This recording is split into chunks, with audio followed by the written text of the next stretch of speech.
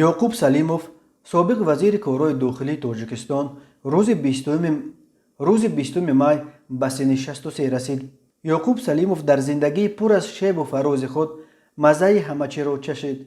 هم شاد منصب، هم تلخی زندان، هم صداقت و هم خیانت یار و دوستان سابق. او 5 سال پیش از محبس رها شد و در کنار اهل خانواده‌اش به قبل دوران پیری میراند و حد الامکان کوشش میکند به یگان کار و بار بخصوص به سیاست کوش نشود.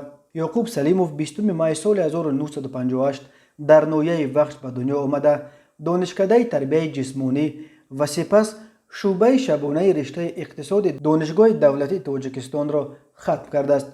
یعقوب سلیموف در پایان سال 1992 در جلسه 16 شورای عالی در قصر ارباب خوجند در پی به مقام رئیس شورای عالی انتخاب شدن امامعلی رحمان به نمایندگی از فرمانده صحرایی فرانت خلقی وزیر کارهای داخلی تاجیکستان تعیین شد. سال 1995 یعقوب سلیموف را از وزیری آزاد کرده به مقام سفیر تاجیکستان در ترکیه فرستادند. او سال 1996 از ترکیه برگشت و به مقام سردار کمیته گمرک تاجیکستان نشست. ماه اپریل سال 1997 یعقوب سلیموف که پرزیدنت امامعلی رحمان را در سفرش به شهر خوجند همراهی میکرد در نتیجه سوءقصد مسلحانه به جان پرزیدنت در برابر رحمانوف جراحت برداشت.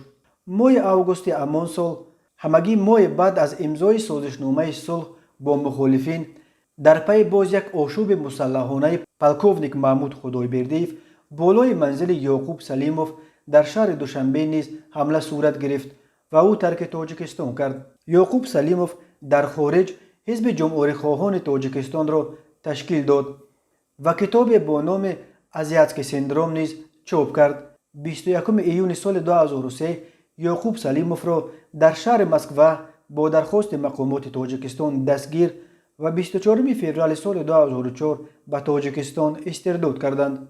25 اپریل سال 2005 دادگاه عالی تاجیکستان یعقوب سلیموف را با جرم‌های سنگین چون خیانت به وطن، کوشش غصب حکومت، راهزنی و سوء استفاده از منصب به 15 سال زندان با مصادره مال و ملک محکوم کرد.